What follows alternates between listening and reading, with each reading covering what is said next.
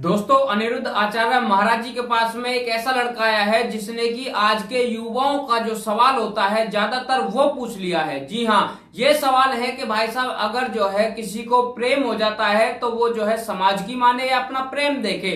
तो उसके बाद हमारे अनिरुद्ध आचार्य महाराज जी ने क्या जवाब दिया है वो ही आज हम इस वीडियो में देखने वाले हैं। आखिरकार क्या सही है, अपने प्रेम को देखें या फिर जो समाज की नजरों में ये चीजें गलत हैं उसको देख करके अपने प्रेम को छोड़ दें और जो अपने मतलब समाज के हिसाब से शादी कर ले, अरेंज मैरिज।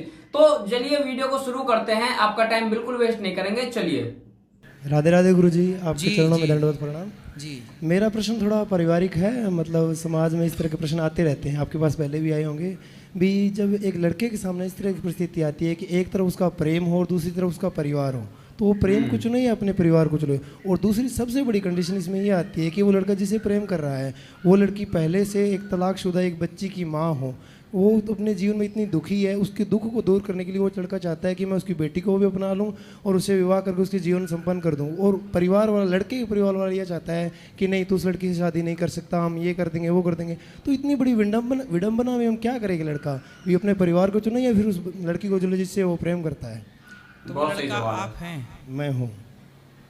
तो आपको किसी लड़की से प्रेम हो गया है? हाँ, वो ऐसा है। लड़की मतलब तलाकशुदा? हाँ, वो आपको सुनने में थोड़ा अजीब तो लगेगा। तलाकशुदा से प्रेम हो गया है देखिए, मेरी बात सुनिए वाला। तो आपके माता पिता मना कर रहे हैं? मेरे उनको पता है वो मना कर रहे हैं। तो आप क्या करते हैं?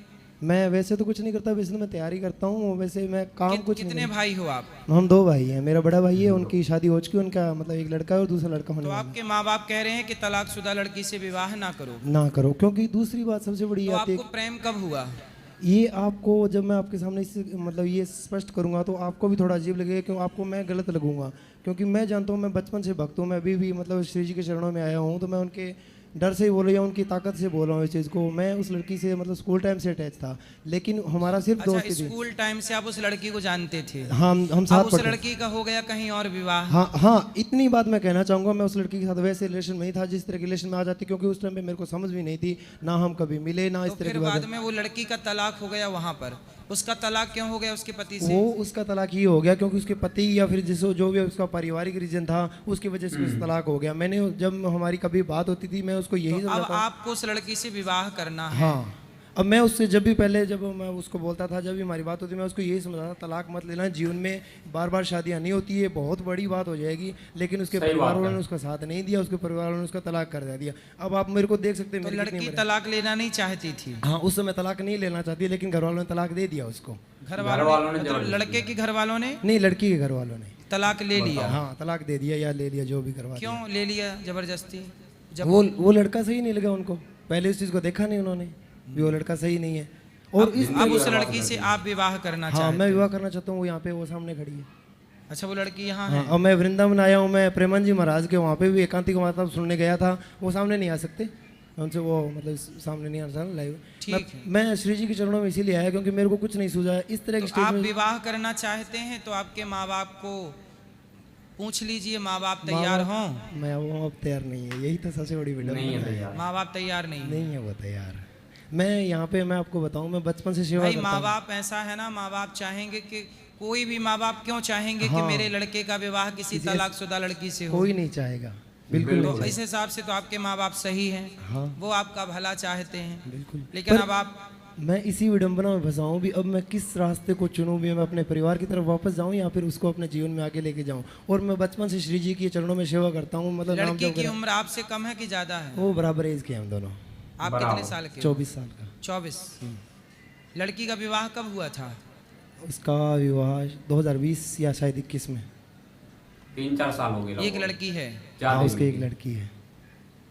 6 साल से। ये सबसे बड़ी विडंबना है। मैं पूरी तरह उड़ जाऊँ, बहुत ज़्यादा उड़ जाऊँ इस चीज़ में। मैं क्योंकि मैं यहाँ वृंदावन में आया, मेरे को 5-6 दिन हो गए और परिवार वाले बोल रहे हैं तू वृंदावन गया हुआ है, क्या कर रहा है क्या नहीं कर रहा है।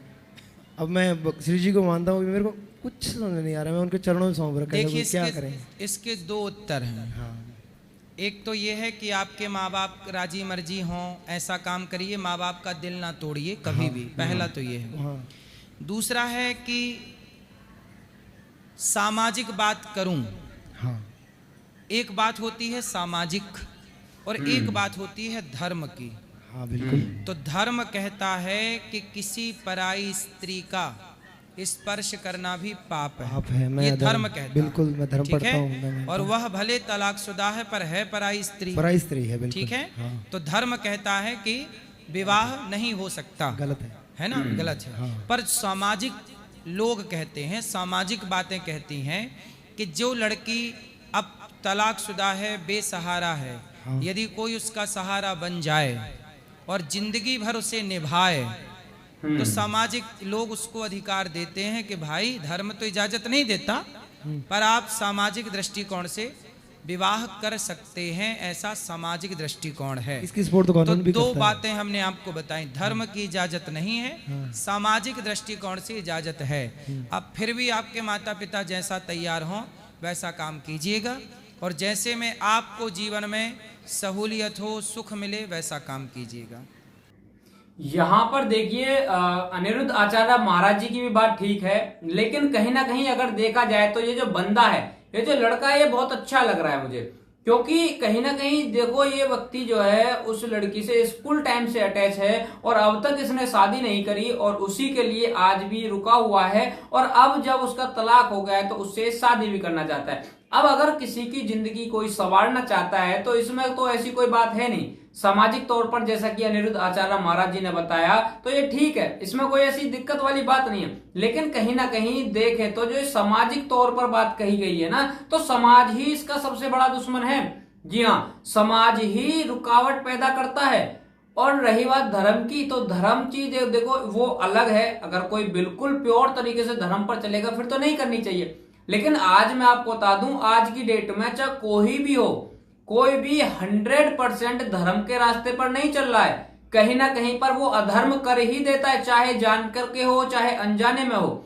लेकिन यहाँ पर तो जो है मतलब किसी की एक मतलब जीवन को बचाने वाली जो है प्रक्रिया ये भाई करना चाहता है, किसी के जीवन को सुधारने का काम करना चाहता है। भाई छल तो महाभारत में भी हुआ था, छल तो भगवान श्री कृष्ण जी ने महाभारत में भी करा था। लेकिन अगर हम उस चीज को देखें तो ये चीज कही जाती है कि भाई साहब जो धर्म के लिए छल किया जाता है तो वो धर्म ही होता है, वो अधर्म नहीं होता।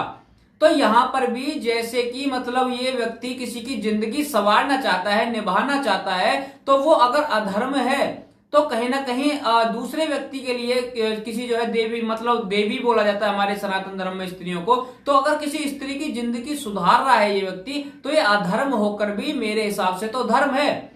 बाकी अनिरुद्ध आचार्य जी का अपना मत है, लेकिन मैं तो मानता हूं कि भाई जैसे भगवान श्री कृष्ण जी ने जो है छल करके भी धर्म करा, तो वैसे ही ये भी तलाकशुदा लड़की से शादी करके, बेशक चाहे वो धर्म हो या ना हो, लेकिन ये तो धर्म ही है। किसी की बच्ची का वो सहारा बनेगा, किसी लड़की का वो सहारा बनेगा, उसकी जो बेसहारा मतलब बिन बाप की बेटी है उसका वो कहीं ना कहीं सहारा बन सकता है ये लड़का। तो भाई मेरे अकॉर्डिंग तो ये चीजें हैं ठीक। लेकिन जो समाज है ना, वो ये समाज इतना घटिया समाज है, तो भाई इसमें तो समाज के बारे में मैं क्या ही बोलूं। समाज पर अगर बात मैं करने लगूंगा तो बहुत ये लंबी वीडियो हो जाएगी। तो समाज को तो भाई आप सभी जानते होंगे, 4 लोग जो होते हैं वो तो भाई साहब कभी खुश होते ही नहीं है। अगर आप अरेंज मैरिज भी कर लोगे तो 4 लोग आपकी अरेंज मैरिज की जो शादी होती है उसमें जो आपकी वाइफ आएगी उसमें भी कमियां निकाल देंगे। तो ये समाज का अगर देखें, समाज के हिसाब से चल करके तो भाई बेकार है। और मैं कहना चाहता हूं जो मतलब शादियां अरेंज मैरिज होती हैं, जो घर वालों की मर्जी से होती हैं, उसमें क्या कॉन्फ्लिक्ट्स नहीं होते क्या? उसमें लड़ाई झगड़े नहीं? तो उसमें भी होते हैं। लेकिन बस वो ये अपना अपना जो है एक सोचने का नजरिया है। बाकी मुझे तो ये बंदा यहाँ पर बिल्कुल सही लगा, और यहाँ पर इसकी बहुत बड़ी हिम्मत है जो कि खुल करके अनिरुद्ध आचार्य महाराज जी के पास में आकर के अपनी बात रख रहा है। और सबसे बड़ी बात यह है कि ये अकेला ही नहीं चाहता ऐसा करना, लड़की भी कहीं ना कहीं चाहती है। जब लड़की इसके साथ में यहाँ पर आई है तो ये दोनों का मन साफ है, ये दोनों का मन जो है एक दूसरे से मिला हुआ है। ये नहीं है कि सिर्फ एक तरफा चीज चले, दोनों तरफ से चीजें जो है सही हैं। जब दोनों तरफ से चीजें सही हैं तो फिर इसमें दिक्कत तो मुझे नहीं लगती कुछ होनी चाहिए किसी को भी। बाकी आप सभी की इस वीडियो को लेकर के क्या राय है, इस भाई की बातों को लेकर के क्या राय है, जरूर बताना और इस वीडियो को आगे तक पहुंचाना। जय श्री राम, हर हर महादेव।